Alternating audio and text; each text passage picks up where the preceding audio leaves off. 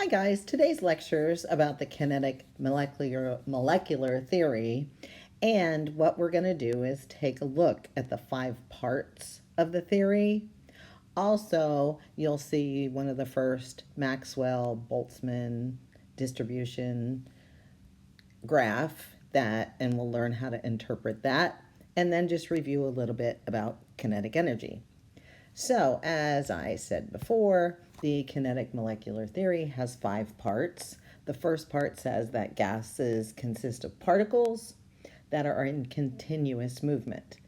Now, notice this says molecules or individual atoms. So just kind of notice noble gases are really the only gases that exist as single atoms in the gas phase. Most of the other gases are usually diatomic molecules. The other thing you want to notice in a gas diagram are the arrows. So the length of the arrow is something to pay attention to, and the direction of the arrow is something to pay attention to. And so we'll do a little bit more with that as we kind of manipulate this.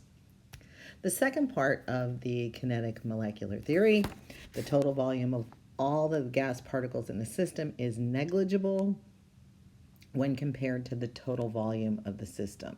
So the size of the gas particles in this image are super exaggerated.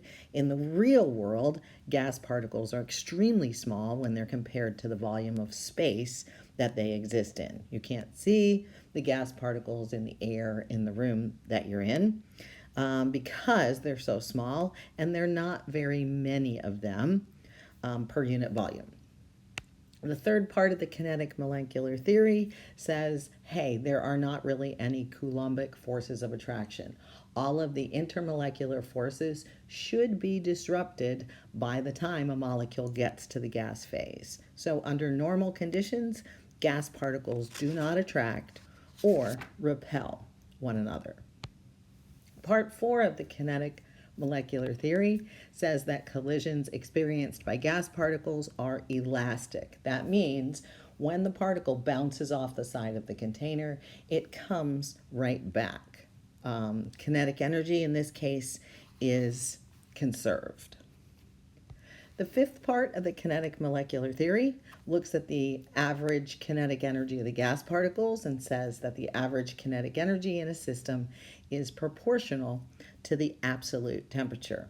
As we'll see in a couple minutes, different types of gas particles at the same temperature that have different molar masses will have different average velocities, but they'll have the same average kinetic energy.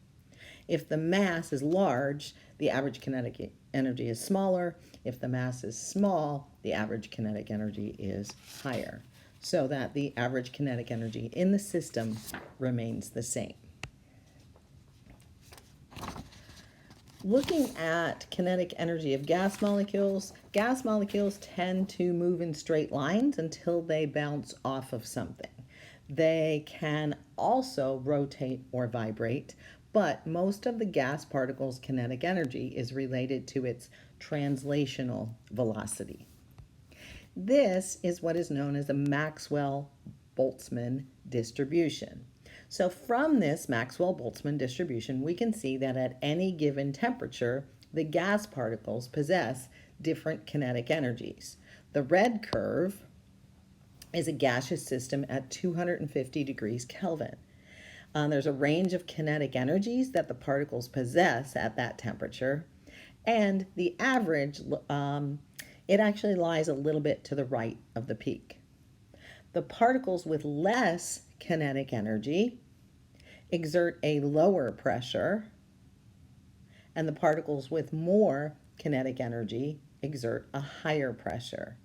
Thus, the total pressure exerted by the gas particles in the system is an average. And that's exactly what this slide tells you in note form, so you don't have to write that down, okay? And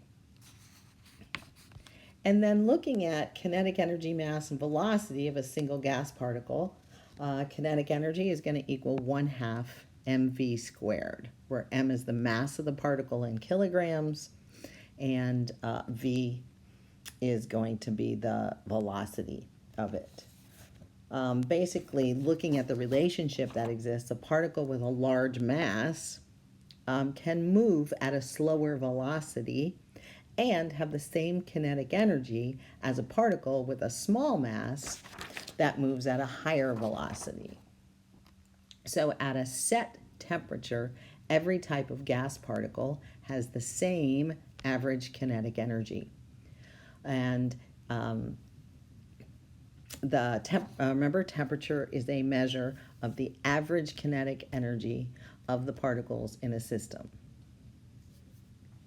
So the average velocities of particles that have large masses like oxygen will be less than the average velocities of particles that have small masses, something like hydrogen gas or something like that, at the same temperature.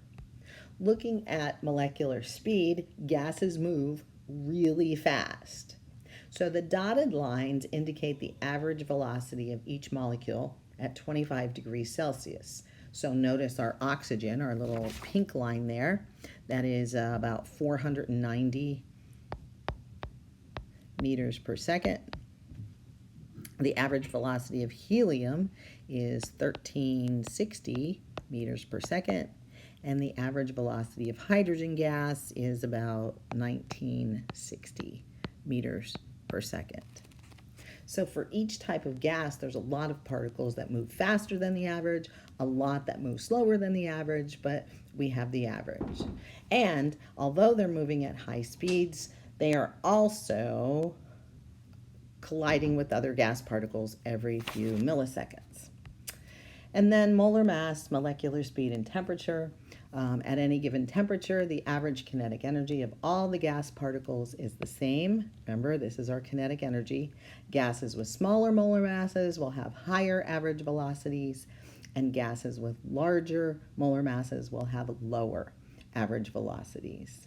So if you stop on this slide, this ends our lecture. Scan this QR code and enter your name, your first name, your last name, and any questions that you have as verification that you watched the video today. But thanks for watching, and then remember to go into AP Classroom and do the concept check. As always, let me know if you have any questions. Thanks, guys.